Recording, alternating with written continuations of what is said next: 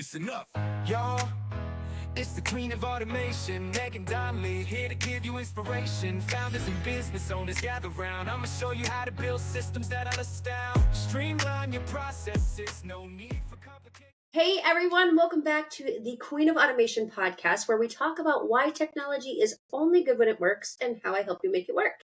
I am very excited to be here today with a good friend and networking partner of mine, Anthony Lobosco, and I practiced his name so I wouldn't butcher it.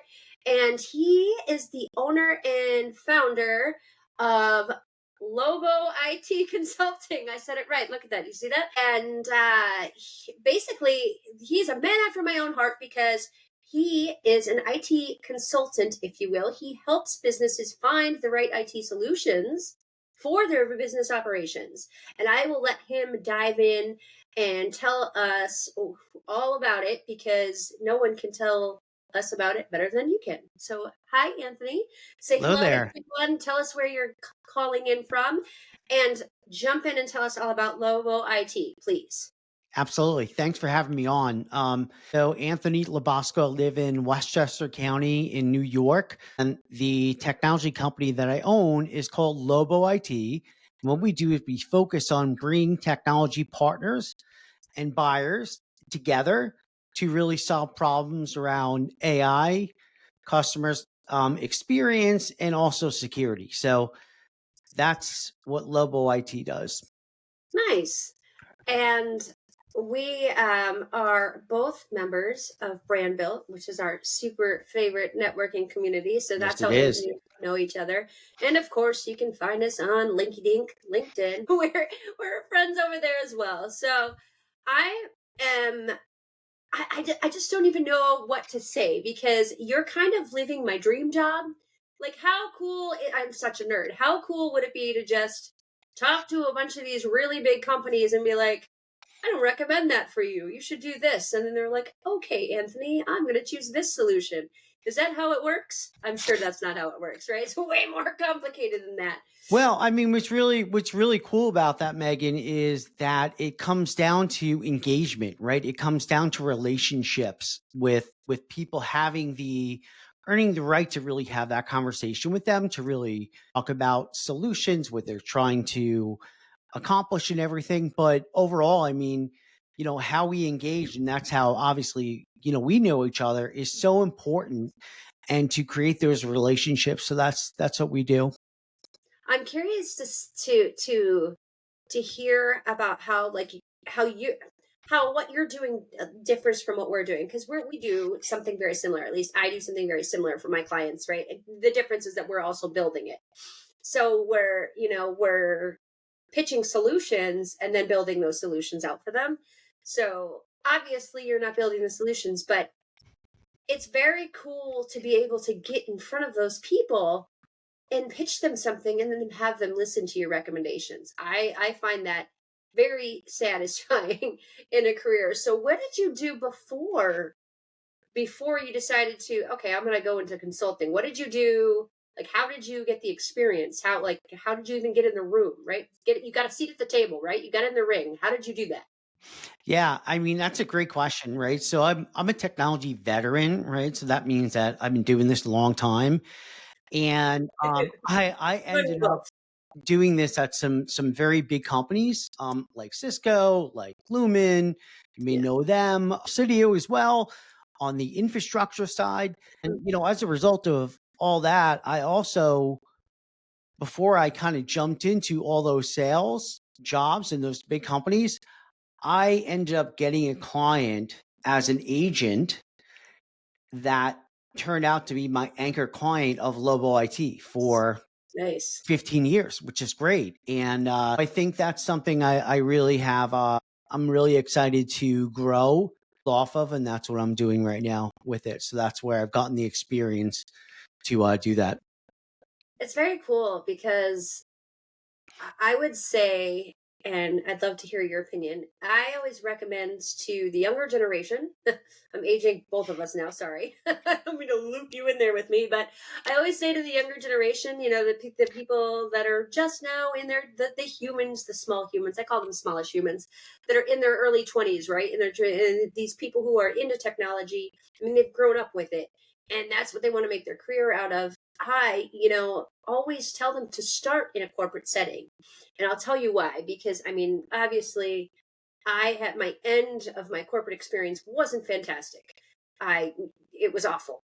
But I feel like I would not be where I am without that experience.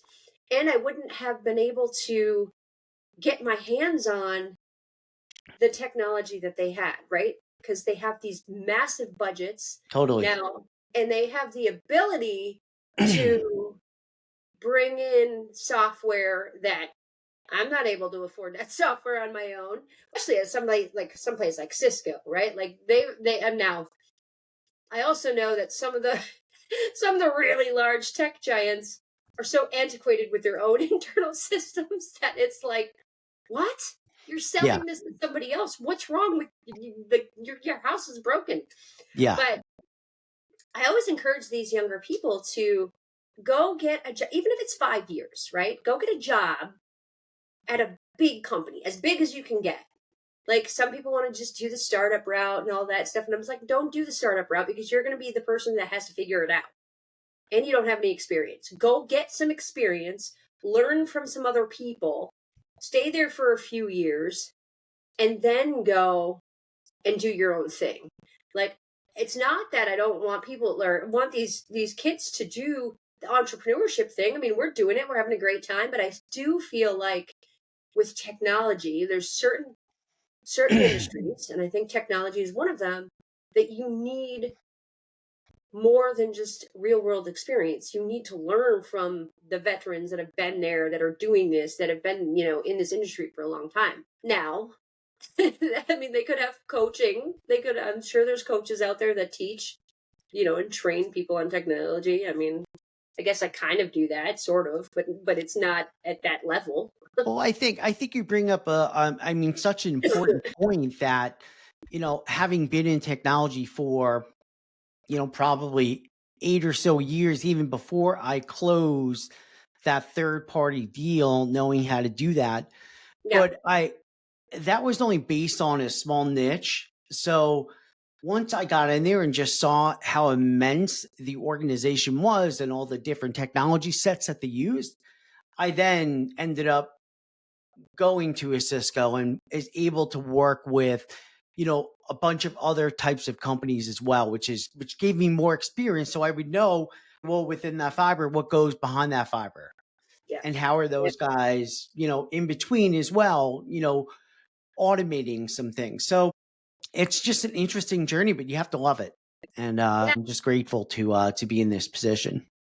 100%. And I think you kind of, what you said just sparked something that I was thinking. And after you said it, I went, oh, and that's something else to talk about is when you start at one of these corporations or these bigger companies, you get the chance to interact with, so IT and technology is so big. You get the opportunity to interact with the IT department, the developers, the marketing technology department. Like you get to experience IT and digital technology and technology just from at a totally different scale. It's totally different.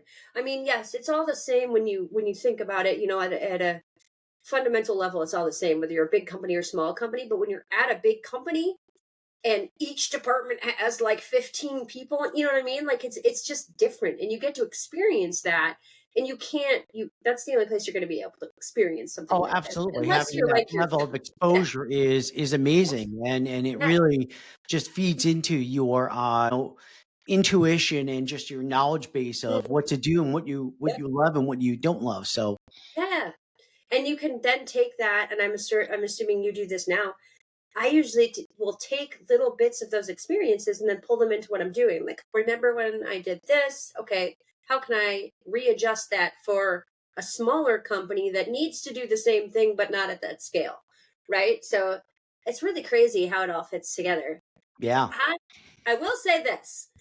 We always talk about work-life balance on my show because I don't believe in it, right? I think that we have one, and you have the fortunate or unfortunate, if you will, of hearing me say this a lot because I say it in the community all the time. I don't believe in work-life balance. We have one life. It's all the same. Like you can't actually separate it. You have your personal life and your work life, and it's it's all life. It's all creating, whether you work in corporate, whether you're an entrepreneur, it doesn't matter. The whole goal is to build the life you want. Like you instead of focusing on building careers and businesses, focus on building a lifestyle that you love and that you enjoy, and that it doesn't feel like work. I mean, yes, obviously there are days that suck and there are days that are better than other days, but it still doesn't necessarily feel like I have to take the weekend off. Or I think since I've started this business and doing it this way and changing kind of my mindset, I don't need to race to the weekend. Like, oh, thank God it's Friday. Like, I don't really do that anymore. And like, Yeah. oh God, Monday, ew. I don't do that anymore either because I'm picking and choosing when I work. Sometimes I work on the weekends, sometimes I don't. I pick my weekends. There's not really a weekend for me. Like if I want to take off Wednesday and Thursday in the middle of the week, I take off Wednesday and Thursday, and that's my weekend. Yep. So I'm always curious to get other entrepreneurs feelings on the subject. Like is it the same for you, or do you really feel like you have to have like a Friday, Saturday, Sunday is my weekend? And Yeah. I mean, with my kids being 12 and 14, I have to, yeah, sports on the weekends, yeah, and that's it. I remember that. Yeah, there's that. I had a football kid, so Yeah, you get it. it runs your life. It runs your life. So you're definitely a 9 to 5 kind of Monday through Friday, and then Well, cutting off, I right? wouldn't say 9 to 5, but yeah, I mean, for the most part, like, I try to minimize. I try to minimize the weekends. I'm not saying I'm at that point, but Yeah, that's what I am working toward. yeah, And, and what's interesting, obviously, you being the queen of automation, I mean, I'm using automation to essentially back that lifestyle into, not lifestyle, but like I was thinking before, and it's really funny you mentioned this because I wasn't thinking of it because of us. I was thinking of it more of the context of allowed to have a career or build a career around a lifestyle. And when you really think about that, that's something I truly believe in, and somebody that really is very focused on that. It's important. And I think it's totally possible. But, I mean, I know this much about automation and, the value, but still, I mean, I'm always in awe just seeing what you're doing and everything. Let's break it down. If you could solve, let's ask the magic wand question, right? Like you had a magic wand, you wave it, and what's the one thing that you would want to either figure out if you could, like I always talk about automate, delegate, or eliminate, right? Those are the three things that you do in operations of any business. If it's something that you hate doing, don't do it. You either automate it, you delegate it, or if it's not essential to your business, you get rid of it, right? Done. Pick something. Let's talk about it. Pick something, anything. You could think of anything. Like if there's something that you do on a regular daily basis that you absolutely hate and you just can't get rid of. Let's talk about it. Here's what I'm going to say. Okay. One sec. All right. We gotta get water. I know. I want to say this. It's not because I want to automate it, and just have to do it. You know what I mean? Like even Yep. engaging on LinkedIn and stuff like that. Like something is, and I'm not saying like not engaging. I'm just saying like the scale that you want to engage on, and then do everything else too. I find to be a challenging thing to do, but I do think that I feel that that's so important and center to what I do, and I think what many of us should be doing. That's one. the second is just getting better at Notion. I don't think I've really done, because Notion is, if you take somebody that's kind of scatterbrained, that's a multi potentialite that has, Yep. lots of different things going on. That's exactly, I think, what Notion was built for. A person that has like all these crazy thoughts and putting it into one place. And that's what Yep. it is for me. But I don't have it like automated yet, so I'm still not Yeah, and it's sure not like how to do necessarily some it's stuff, but yeah, that's it. it's not necessarily about automation, right? So it is obviously I love automation, right? But there's such a thing as too much automation, and I think people get so hung up on it that they're worried they have to Right. automate everything, and then they go crazy, and then it all breaks and crumbles, and you can't you can't automate your entire business. You just can't. There are things that cannot be automated. If you are someone like yourself, like the LinkedIn engagement, I don't recommend automating that. I do recommend if you truly don't like it. I mean, there are people out there that just No, truly I do like like it, and I actually sure. do have it somewhat automated. I'm saying I don't like the fact that I want to engage with everyone, Yeah, but it then takes a long time. with all the time that I Right. don't have, I'm not Oh able no. to do that. And But I I do wasn't sort meaning of have you. a solution in my Notion that I use for that with the engagement. But I'm with you though. Like that's, I don't know. I guess I there's no wasn't way to. meaning you because I know you like to write, but like for those of you that are listening, like if you truly hate writing, like it's just it kind of gives you the every time you have to like you just don't want to do it. Um, hire a human to do it for you, and I'm not talking a $5 VA. I'm sorry to all the VAs out there. I'm not trying to offend anyone. Like hire a writer, an actual writer that Yeah. has a communications degree and is a copywriter. Like hire somebody who can learn your voice and and help you. And there's something to be said for using a writer, a copywriter. If you want to, I don't even call them ghost writers because they're so much more than that for me.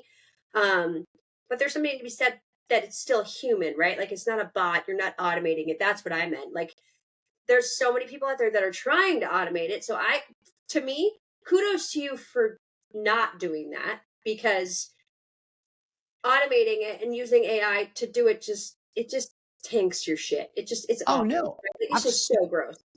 Yeah, and then so using a human though, at least you're still using human. You're still using something that is bound to make mistakes. And I don't care what anyone says.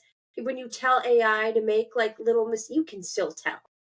Make Yeah. little mistakes so it seems more human. You can still 100% tell. Yeah. Like you can tell it's not human, right? Like at least we can because we work with it so much. But I still say kudos to you for putting the effort in. But LinkedIn is very it's time consuming, and that was for me. That was the fundamental shift for me was that the amount of time that I was spending on LinkedIn was borderline unhealthy. One and two, I was thinking I had to step back and say I'm not growing a LinkedIn business in the sense that I'm not a ghostwriter. I'm not like an influencer. I'm not. I mean, I guess I'm kind of an influencer, but I'm not like that's not my goal is not to have 150,000 followers on LinkedIn because I don't need 150,000 followers to be successful at. And so that's kind of when I chose to outsource because I was like, I can't spend 10 hours a day, even eight No, and hours that a day, the risk 4 hours reward, a it day. becomes pretty simple in terms of not risk reward, but am I getting, Yeah. yeah.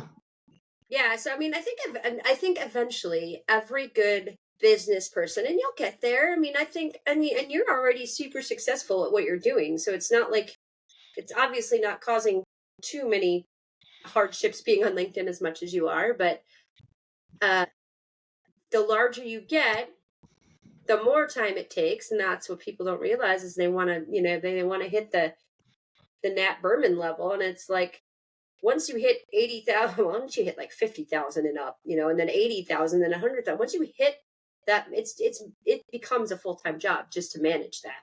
Right. And it's like, okay, so you have to choose, you have to kind of pivot and choose like, is that your business now?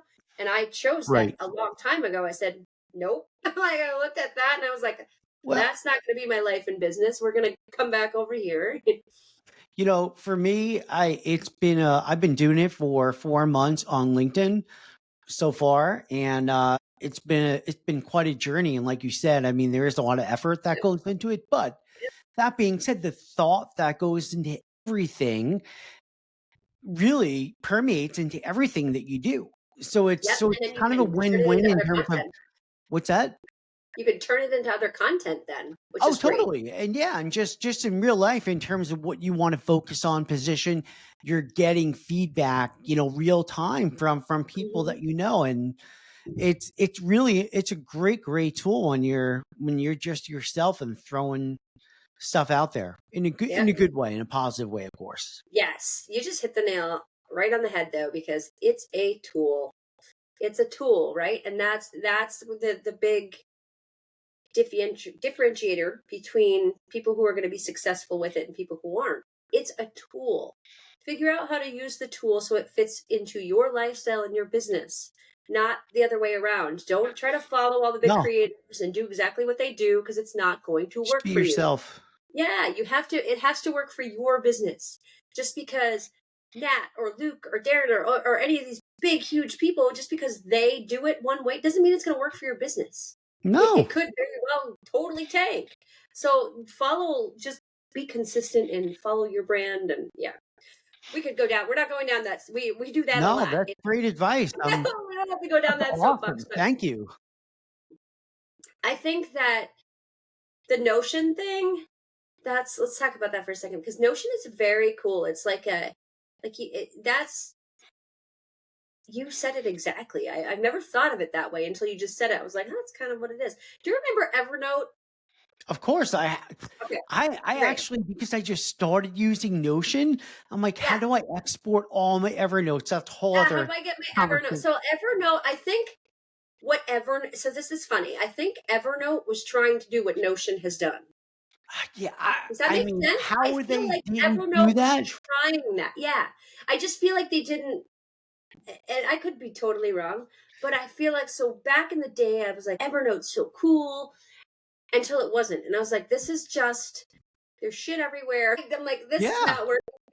And there was no organization. And I was like, no, no, no. I need somebody to take my already unorganized ADHD brain and somehow categorize it and turn it into something that's searchable, right? So we use Notion for content stuff, and the writers love it, and so they use it. I'm not in Notion, just because I feel like it is too much of a. I have my remarkable. This is my favorite thing oh ever. Right yeah, here. This right. is the I best freaking recommended thing that in to the someone, but world, because I, I can write, and then it goes directly into the computer, and it's amazing, and I love it. It's so much better than the iPad. It's just great. Anyway, so I love that, and I'm now using that like every day, all the time. For me, Notion, I love the sidebar. I love how you can have all and then now that they're adding in automations, I like it a little bit better. But to me, it was just kind of like a big giant notebook, and there's still just kind of stuff everywhere, right. Yeah, and I was like not able to. So like I love Slack too, but it's the same thing. Slack, sometimes for me, I'll have days where I'm like, this is stupid. Why am I doing this? Because it's this big giant like messaging pit, and I'm searching for messages. That's what I will say is the most powerful thing for me in any of those types of software. Any type of communication software where you're using it internally for just yourself or with a small team, the most important part to me is the search capabilities. And Notion is spot on. And so is Slack. And so is Airtable. So like these types of systems I love, because it's like a big giant data dump, right? And like you put all your stuff in there, that's but their really search interesting. their search but whoever built the search for Notion is on top of their shit, because you could find anything in there. And then so once I figured that out, I was like, this is all right. Like, this is perfect. This is great. Because I know my team's going to be like, no, here's the follow the SOP, boss. Like, it goes here, it goes here. Yeah, I'm not doing that. I'm just going to write it over here, and where Yeah, it lands, it lands. And right. so then my team will like search for it, click it, drag it into the right spot. Because Yeah, when you have a boss with ADHD, sometimes you just have to clean up the mess. Like, it's just the way it is. Help But me you should, help you. yeah, you should totally just go and just play around with the search, which is the funniest Right. thing because it's really the simplest. There's no automation, there's no nothing. But if you can't search and find the shit that you're looking for, it doesn't matter how many automations you have in place because you still don't know where it is because all it's going to do is give you more notifications, which we don't need any more notifications. Well, I'm at the point in Notion. I've used it only for about like 45 days. It's been amazing. Ah, And I have so much stuff in there that I'm like kind of losing some things that I'm like, okay, I need to mm-hmm. organize myself a little better. But the good part is that I have all the stuff in Notion. But to your point, I'm not searching as much as I should. Let's bring this up in on the next Thursday call. I'm Oh, going okay. I'm going to show you. I will take you step by Oh, step okay, through cool. a project management folder structure that has saved my life. I've been using it for 10 years and yeah, write it down. For anybody who's curious about what I'm talking about, I go live every other Thursday in the Brand Built community and we do tech tutorials. We have conversations just like this about software, systems, automations, whatever. And we teach the group how to do things. But let's talk about that because I'll just walk you through it. I'll throw it up on screen and I'll walk you through how to create this project management folder system. Were you on the Gmail call where they showed the structure with the filtering? I did. It's like a lot. Same exact, but it's the same exact concept. So Got here's it. what Yes, I do. I here's do. I do here's get. I do yep. get what you're saying. But yes, and So I have I used use Gmail significantly, but it's a lot of yes. crap. So you can do it in Gmail, you can do it in Outlook, you can do it wherever. I use the same, and everybody who's listening, I have a video tutorial, I'll drop it in the show notes. I use the same filing and foldering structure in every single system I have. Now, obviously Slack, there's a few other, but I use the same exact naming convention for the top level folders in Slack, in Airtable, That's a in great, High Level, great in advice. Google, because then no matter in Notion, because no matter where or whatever system we're in, I can always find my stuff. Do you have a video on that? We're going to do this next time. I'm going to show you. I will show you. We'll walk you through it. In fact, you can pull it up on your screen and yeah, anyway, we're going to do that. All right, guys, Awesome. we are at Thank time. you. What else? You got anything else? What else I should we don't. talk I mean, honestly, it's the whole automation is. I think what really you had really shown a different side of it that you can automate too much and you can get very overwhelmed with it. So, Yes. as a solopreneur and everything, I think it's important to, not get overwhelmed by, oh my God, I need the chat GBT to chat GBT. You know what I mean? So Yep. it's pretty cool to accept that and say, you know what, it's okay. Yeah. You have to do some stuff on your own. We 100%. don't, I It's mean, all are we about getting to be a very lazy society? That's a whole oh other my story in God. itself, but Between AI and automation, and now there are tools out there where the AI builds the automations for you. Are you kidding me? Come on. Like, and it doesn't actually like physically build it. It just tells you how to build it, and then you go build it. And then what? And then if it breaks, you got to go back to the AI for it to tell you how to fix it. Come on, don't do that. Like, we're not quite there yet. Let's not have the robot machines take over the world. Like, I don't know if I necessarily want it's just going down that road. like self-driving cars. Everybody was like, "Did you know in Seattle you could get in a self-driving car?" And I was like, "No, Yeah, you can get in a yeah, self-driving car. I'll walk." yeah, Like, you're yeah, right. Like, I'm good. What yeah. happens when the self-driving car hits something and like, no, I'm good. Like, I'm not there yet. And I'm a tech person. Anyway, geez, that's so funny. Okay, now I think we are at time. I'm so excited that you are here. I want you to tell Thank you everybody where again. they can find you and they can follow along with your journey and learn all about the things you're doing. You can reach me on LinkedIn, Anthony Lobosco, LOB as in boy, OSCO. We'll Thank you. drop his link in the show notes too, so you guys Yep. can link right out to him. Shoot him a direct message. Definitely go check out his content on LinkedIn because he's killing it. is doing awesome. And if you guys are interested in learning more about Brand Built, you can reach out to either one of us. We'll talk to you about that as well. Thank you so much for joining me. It was so fun. I did not realize that you worked at those big companies, so that was very cool and fun for me to learn all that. And everybody out there, remember, technology is only good when it works, and we will see you next week. Bye, everybody. Take care.